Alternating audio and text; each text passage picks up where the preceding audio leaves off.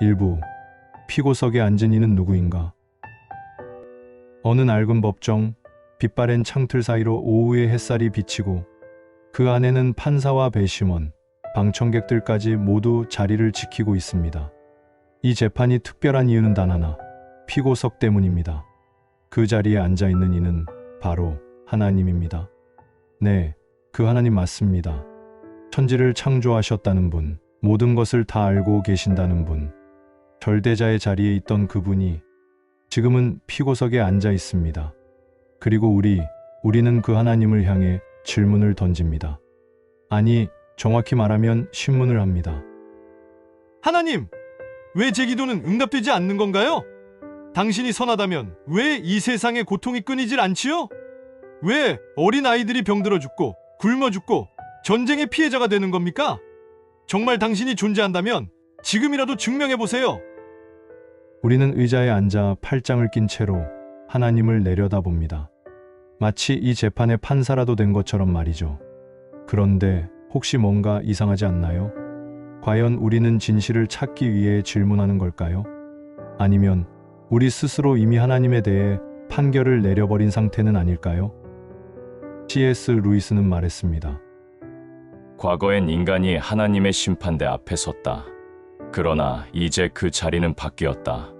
하나님이 피고석에 앉았고 인간이 재판관이 되었다. 믿음의 무게 중심이 바뀌었습니다.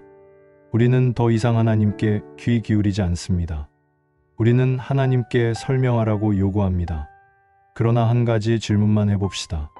진짜 재판이 열린다면 그 피고석에 누가 서야 할까요? 모든 것을 안다고 말하는 우리인가요?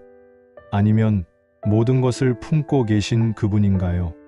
그 질문에서부터 이 이야기는 시작됩니다. 2부, 우리는 왜 하나님을 심판하려 하는가? 하나님은 공의로우신가? 정말 선하신가?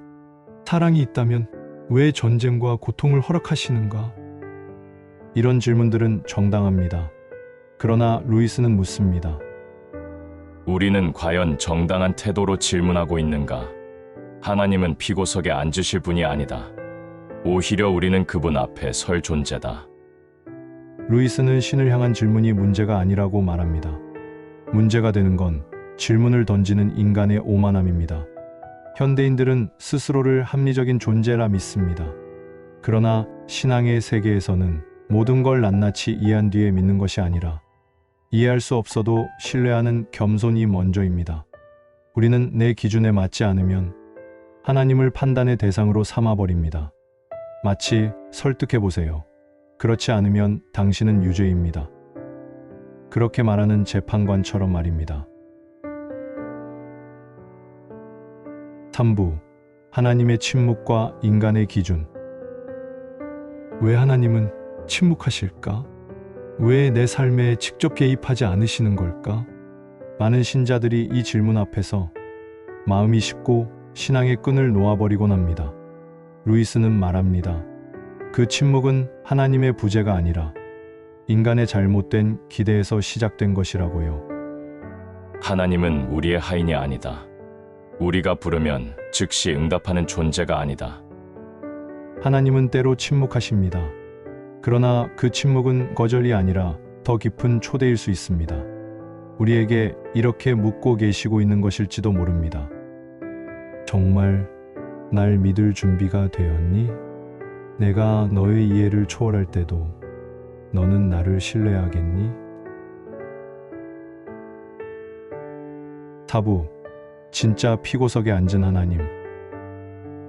인간은 하나님을 피고석에 앉히려 합니다. 그런데 아이러니하게도 하나님은 실제로 그 자리에 스스로 앉으셨습니다. 예수 그리스도, 그분은 무죄하셨지만 인간의 죄를 짊어지고 인간의 재판정 앞에 서셨습니다. 그는 마치 도살장으로 끌려가는 어린 양처럼 그렇게 조용히 아무 말 없이 자신을 고발하는 사람들 앞에 서 계셨습니다. 인간이 하나님을 심판하려 했을 때 하나님은 대항하지 않으셨습니다. 오히려 그 심판을 받아들이셨습니다. 이것이 바로 복음의 핵심입니다. 우리가 하나님을 판단하려 들 때 하나님은 오히려 우리를 위해 그 심판을 대신 받으셨습니다. 피고가 되신 하나님. 그러나 그분은 억울해하지 않으셨습니다. 대신 우리를 위한 대속의 자리로 그 자리를 바꾸셨습니다. 5부. 왜 우리는 그 자리를 바꿔야 하는가? 우리는 자주 신앙을 질문과 대답의 거래처럼 생각합니다. 답을 주세요. 그럼 믿겠습니다. 기적을 보여주세요. 그럼 따르겠습니다. 그러나 예수님의 침묵은 하나님의 진짜 대답입니다. 내가 원하는 건 기적이지만 내가 주는 건 사랑이다. 십자가는 아무 말도 하지 않습니다. 그러나 십자가는 말보다 더 큰 진리를 전합니다. 그분은 우리 대신 피고가 되셨고 우리를 위해 죄를 뒤집어 쓰셨으며 우리를 구원하기 위해 침묵을 택하셨습니다.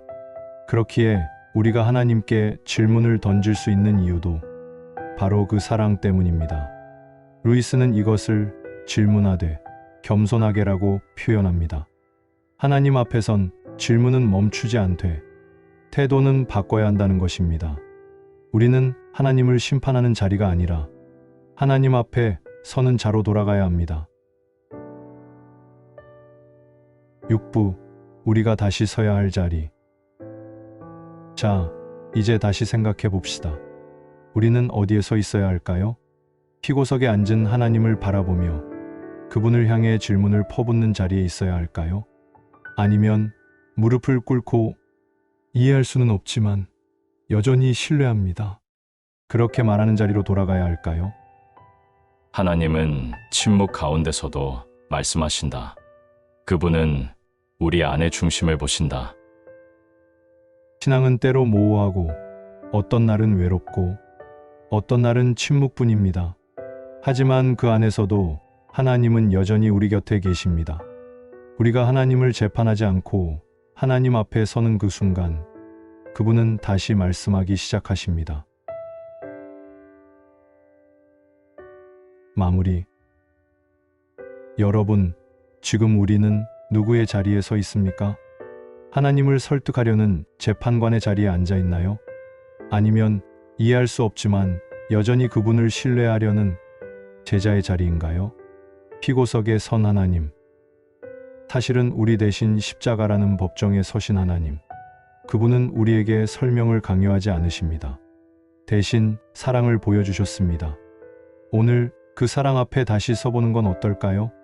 이 영상이 여러분의 마음에 어떤 질문을 남겼다면 그것은 좋은 시작입니다. 하나님은 질문을 두려워하지 않으시며 오히려 그 질문을 통해 우리를 깊은 사랑으로 이끄십니다. 계속되는 C.S. 루이스의 시리즈로 더 깊은 신앙의 여정에 함께 해주시기를 소망하며 다음 영상으로 또 찾아뵙겠습니다. 시청해 주셔서 감사합니다.